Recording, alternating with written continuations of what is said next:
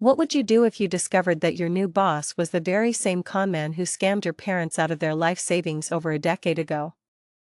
In today's story, the protagonist's choice isn't just about getting even.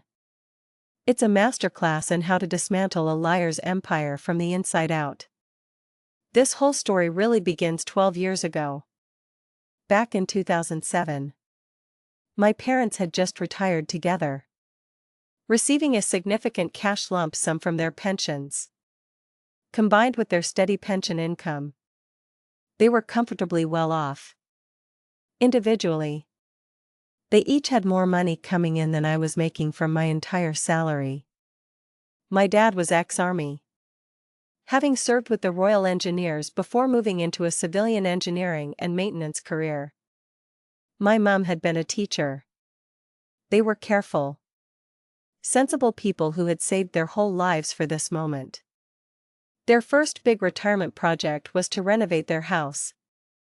They planned for new windows, a new kitchen, some minor structural work, and a brand new block-paved driveway.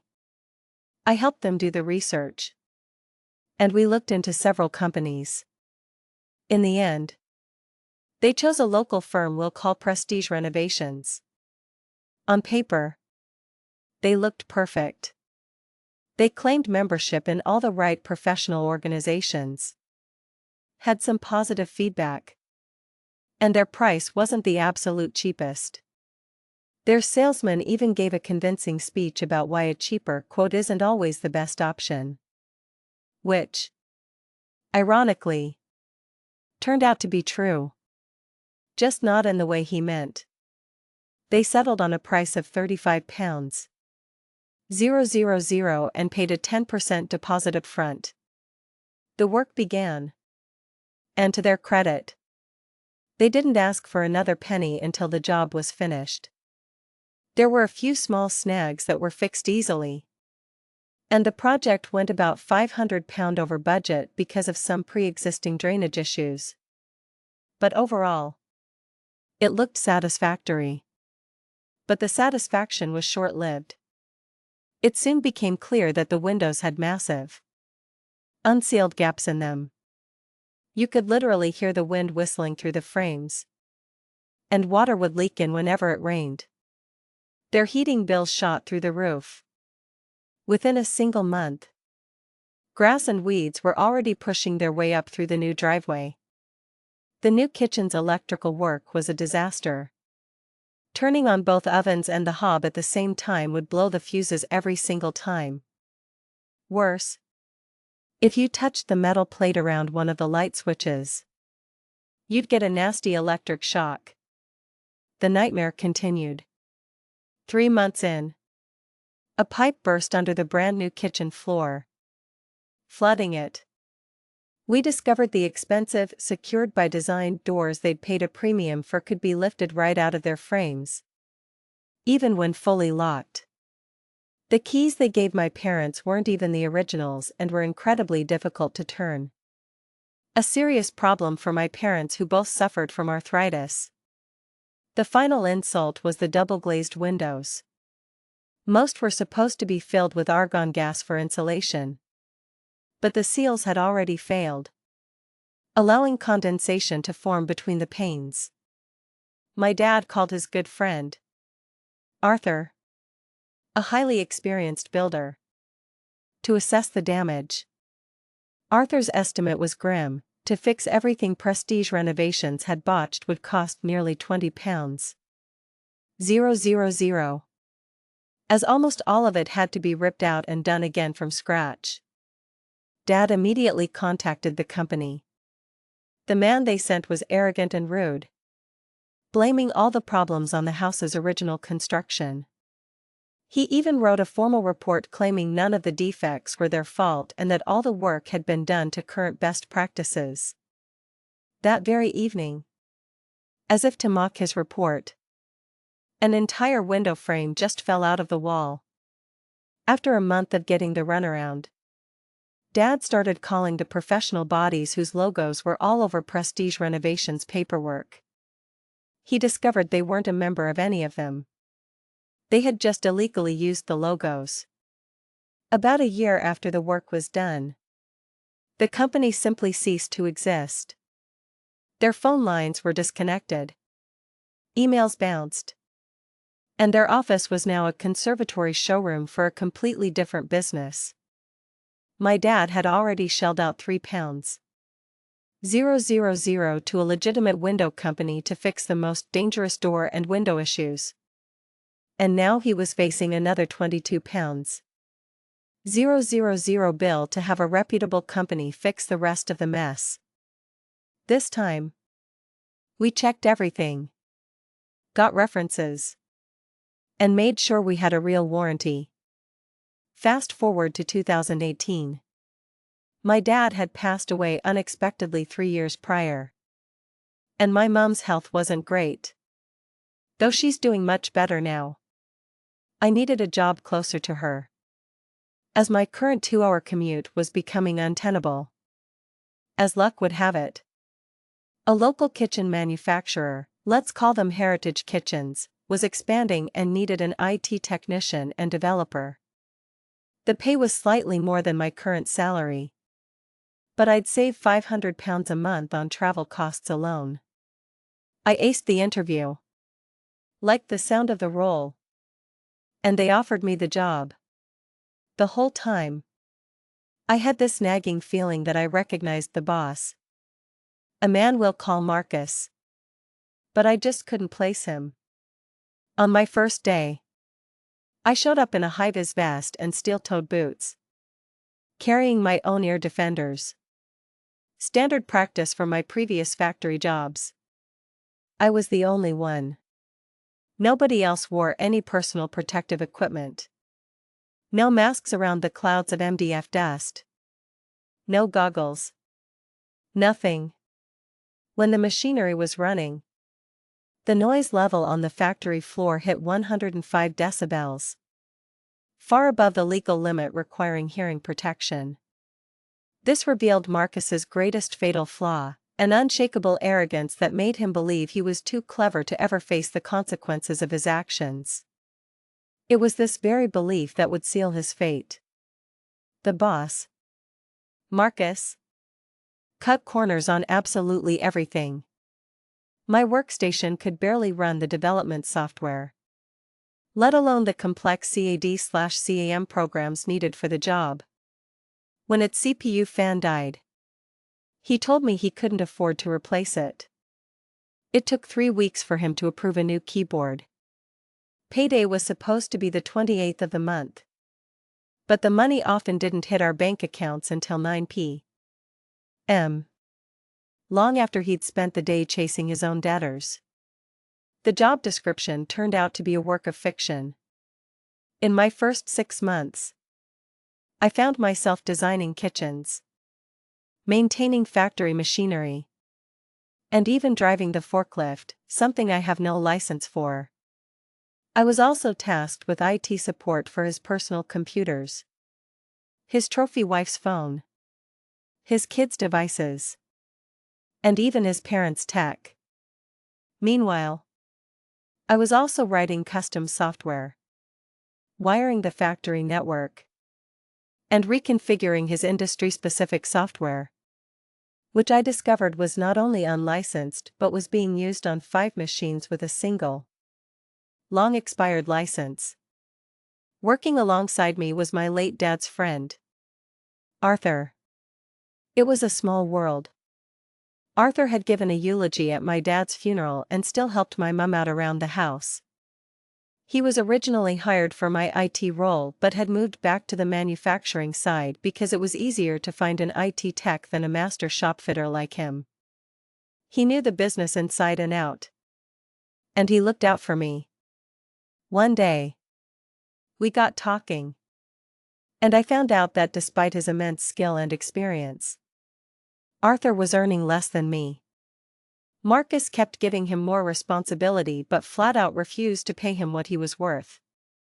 Honestly, if Arthur left, the company would lose almost all of its practical knowledge. We frequently suggested better, more efficient ways of doing things. But Marcus would refuse any idea that involved even a small upfront cost. As Christmas approached, Marcus announced a bonus for everyone and said we'd be paid early for the holiday shutdown. The bonus turned out to be a 5-pound tub of cheap sweets. Arthur was a type 1 diabetic. And I have a strange sugar allergy. So neither of us could even eat them. I almost said something. But Arthur just quietly told me to save them for my kids. The day before our Christmas break, I was called into the nearly finished new showroom. I assumed Marcus wanted to go over the final design work. Instead, he sat me down and told me he'd run the numbers. And there was only enough money to keep me on for another 2 months. He tried to spin it like he was doing me a favor, giving me a heads up so I could find something else. Marcus thought he was just trimming a minor expense from his failing business. He had no idea he was actually signing his own corporate death warrant. My world just crumbled. The rest of the day was a blur. But just as I was leaving, I overheard him on the phone, ordering materials from a supplier. His exact words were, "Yes. It's Marcus from Heritage Kitchens. You might have us down as Prestige Renovations." In that single moment, a decade of confusion snapped into focus. The nagging feeling of familiarity, the corner cutting, the shoddy practices, it all clicked into place. I saw his face not as my boss, but as the smiling salesman from my parents' living room all those years ago. The blood drained from my face, and the sounds of the workshop faded into a dull roar in my ears. He was the one. He was the man who had conned my parents. On our last day of work before the Christmas holiday, Marcus had already taken his family on vacation, leaving the final lockdown of the factory to the staff. No one else wanted the responsibility, so I volunteered. With only Arthur and me left, I started digging. I already knew the business was losing money, but I had no idea how bad it was. The company had zero cash flow. Everything was on credit. His house, his wife's Range Rover, his own Jaguar, they were all registered as company assets. All financed through Heritage Kitchens. He was in debt to the tune of at least £750. 000. Arthur found a box of old files from 2005 to 2008. Full of customer complaints against Prestige Renovations for shoddy work. It was too late to do anything legally about my parents' case. But it wasn't too late to bring Marcus and his smug empire crashing down. Over the holidays, I followed Arthur's advice and buried myself in health and safety legislation. For the next 2 months, I documented everything. I took photos and videos of the safety breaches, the environmental issues, the complete lack of data protection, and, of course, the unlicensed software. I had emails from Marcus where he explicitly acknowledged the software issue but said, "As long as the software keeps running, it'll be okay." And other messages where he denied my requests for essential hardware and software so he could fund his lavish lifestyle. My last day arrived. I'd already secured a much better job through a recruiter. Marcus was absent all day, only showing up as I was walking out the door. He watched me leave without saying a single word. That night, I went to see my mum. I told her everything, who Marcus was, how he'd cast me aside, and how I planned to get revenge for what he did to our family. My mum is one of the kindest, gentlest people you could ever meet. I was floored when she looked me dead in the eye and said, "Bury the bastard." The next morning, my phone started blowing up. It was Marcus, desperate to reach me. A text came through from Arthur. He had handed Marcus a final invoice at 8 a.m. and walked out. With Arthur and I gone.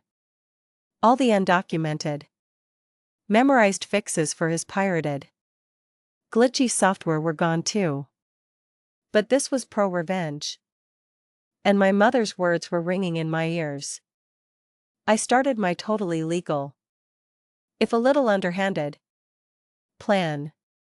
First, I reported Heritage Kitchens to the Federation against software theft, detailing every piece of illegally used software. I also reported him directly to the software companies themselves, attaching the emails where I had explicitly warned him he was breaking the law. Next, I called a friend at the local government's health and safety team, reporting over 30 distinct rule breaches and sending him the folder of photographic and video evidence. Finally, I reported him to the professional body whose logo he was still illegally using on his van, website, and paperwork. A week later, I got a message from Marcus. He said if I was still looking for work, he'd pay me £50 a day to do some IT work for him. Phrased as if he were doing me a huge favor. I replied that my previous daily rate was £90. But as a freelance contractor, my current rate was £200 per day. He never messaged me again. 3 weeks after that, Clara, the showroom saleswoman I respected, called me. She told me Marcus had closed Heritage Kitchens and declared bankruptcy, owing nearly £1 million. The health and safety team had issued a building closure order, which stopped all production and triggered the financial collapse. In that same week, he received legal notices for the illegal software use. The final bill for his deceit was staggering, £932. 000 in business debts and another £876. 000 in fines. Then came the icing on the cake. On the very day the final fines were levied, I was out helping a friend with his pizza delivery job. An order came in, and I went to the door to hand over the food. It was Marcus. He was condescendingly pleasant, remarking that if I'd just taken his offer for more IT work, I wouldn't be stuck delivering pizzas. It is what it is, I said, glancing past him into the house. Only one meal? Doesn't your wife like pizza? He deflated. She left me, he mumbled. Took the kids back to her parents. I nodded slowly. That's a shame, I said, letting the silence hang for a moment before twisting the knife. You know, it's a good thing you got rid of me when you did. I have a fantastic, well-paid job now.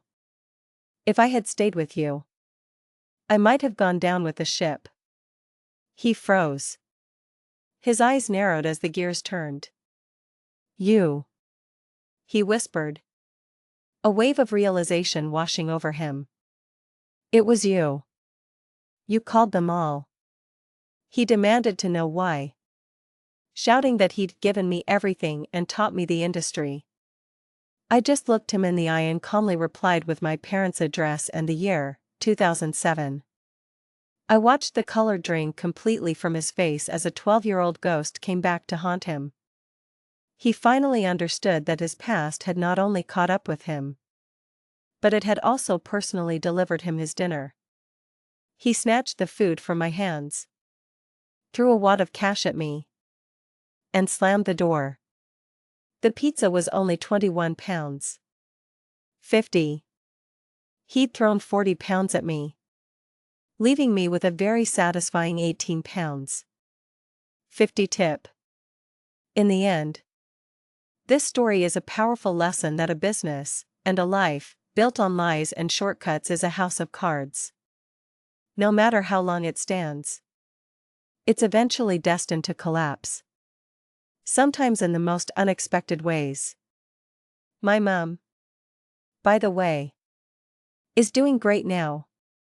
Her resilience a testament to her strength.